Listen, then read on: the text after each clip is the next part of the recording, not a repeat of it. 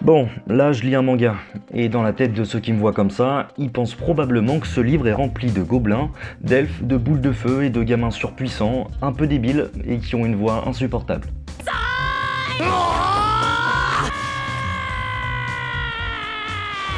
Mais non, en fait c'est juste du jazz, c'est un manga de jazz, avec certaines des plus belles planches que j'ai pu voir. C'est juste l'histoire d'un gamin qui tombe amoureux du jazz et qui veut devenir saxophoniste. Mais on va pas parler de cette œuvre-là précisément, en fait on va plutôt parler du fait que si vous pensez que les mangas sont pas du tout faits pour vous, bah vous vous trompez sûrement. En France aujourd'hui, cette culture nippone, elle souffre de clichés qui vont la classifier carrément comme sous-culture. C'est-à-dire que les gens vont penser que c'est un peu niais, que c'est pas très intelligent, que c'est pas très intéressant, et surtout que c'est pas du tout cultivant. Et tout ce petit discours, il est également valable justement pour les séries animées et pour les films d'animation japonais, tout ce qu'on appelle la japanimation. Les séries animées, c'est aussi ce que vous regardiez gamin avant de partir à l'école en trempant un prince de lune dans du lait chaud. Et les films Disney que tout le monde a autant aimé, Tarzan, Le Roi Lion, La Belle et la Bête et compagnie, ça aussi c'est de l'animation. Pas japonaise, certes, mais c'est de l'animation. Et aujourd'hui, on continue à pouvoir les regarder, à les adorer, sans avoir l'impression que c'est vraiment quelque chose qui est fait pour les enfants, sans vraiment avoir l'impression que c'est une sous-culture. Je pense qu'il faut vraiment pas confondre la maturité d'une œuvre et la maturité du public qu'elle vise. Ok, je vais reprendre juste mon exemple sur le jazz de tout à l'heure, pas avec la même œuvre. On va dire que je rentre chez mes parents pour le week-end et je décide de m'installer sur le canapé en disant à ma mère qui est juste à côté « Hey, je vais me mettre un petit animé. » Là tout de suite dans sa tête c'est la panique. Son seul souvenir d'animé, c'est Naruto en train de brailler de manière complètement incompréhensible. Sauf que là, bah là j'appuie sur play.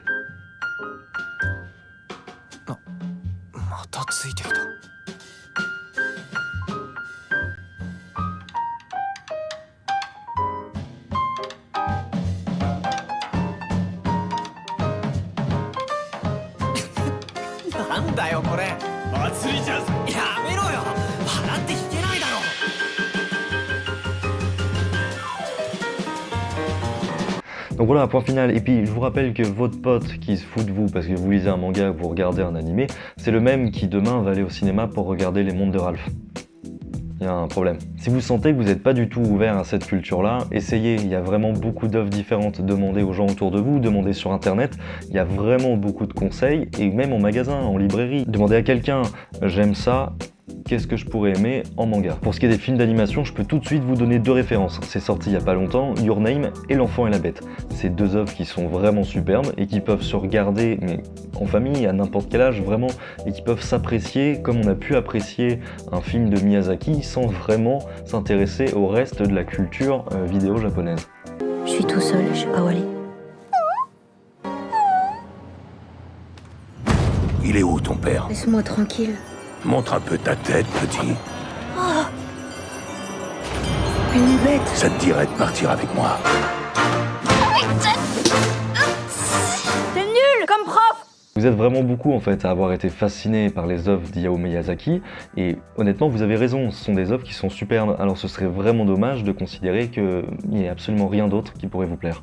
Au-delà de ça, en fait, il faut juste pas oublier que la japanimation et les mangas, c'est juste une méthode pour raconter des histoires, c'est un médium.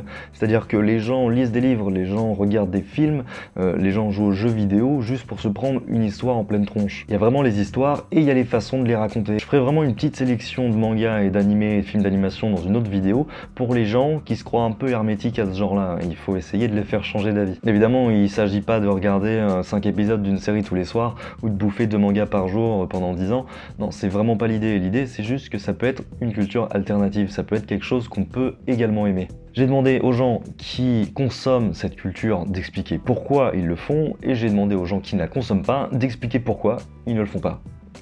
Il y a Delphine qui nous dit « ça a quand même l'air super sexiste, non? Même si j'en ai jamais vraiment lu. » Ok, ça l'est vraiment. Le sexisme dans les mangas, c'est un problème mais qui est très très compliqué. J'y consacrerai une vidéo entière parce que c'est vraiment pas quelque chose qu'il faut traiter à la légère. C'est très complexe les raisons de ce sexisme dans les mangas, mais oui c'est vrai, dans les faits, on trouve du sexisme. Surtout dans les mangas destinés aux jeunes adultes ou aux adolescents, à un public jeune, et ça va plutôt être ça qui va poser problème. Les dessins sont trop uniformisés, peu de personnalité du dessinateur. C'est pas du tout vrai que les dessins sont trop uniformisés. En fait, pour répondre à cette question-là, c'est très simple, il suffit de faire ça.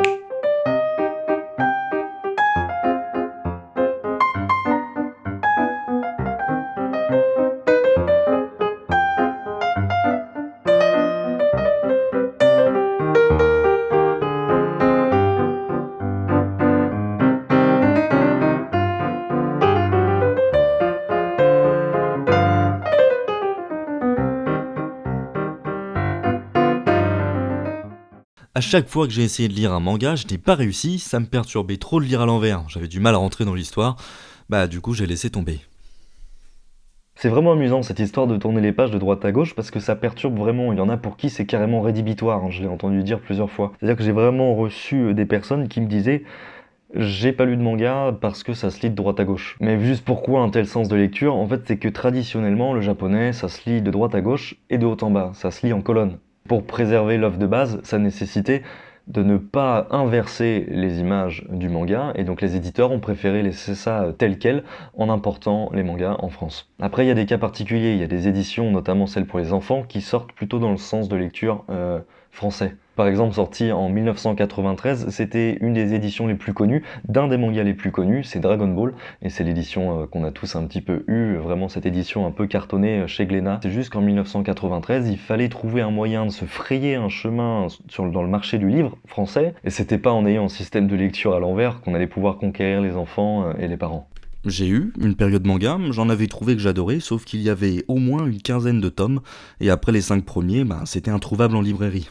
Un peu dans le même genre, Alice nous dit « Moi je trouve pas forcément des thèmes ou des histoires qui m'intéressent, comme c'est le cas avec la BD, mais c'est sûrement parce que je m'y connais pas assez. Du coup, je suis pas du tout attiré par le rayon manga dans une librairie. » Ok, j'ai regroupé ces deux commentaires parce que même s'ils ne disent pas exactement la même chose, ils soulèvent le même problème. Les mangas, ça ne fonctionne pas assez en France pour que les œuvres les plus grosses arrêtent de bouffer les plus petites. En grande surface ou en librairie non spécialisée, globalement les têtes de gondole, elles se ressemblent toutes. Mais sur l'année 2016, en fait, il y a quand même eu 1500 nouveautés de sorties en France. 1500 nouveautés, ça peut être un nouveau tome dans une série qui existe déjà, mais ça peut aussi être une nouvelle série. Et donc 1500 par an, en fait, clairement, il y a de quoi faire, il y a de quoi chercher, et il faut fouiller.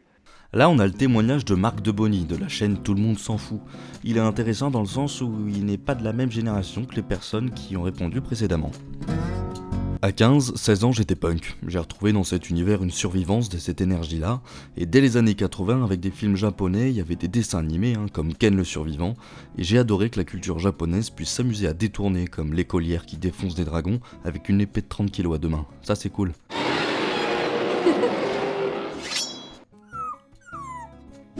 Le manga, c'est une culture qui joue du contraste, comme ça se fait peu ailleurs. C'est une manière de s'attaquer un peu à tout, et puis ça fait une sorte de psychanalyse un peu fascinante.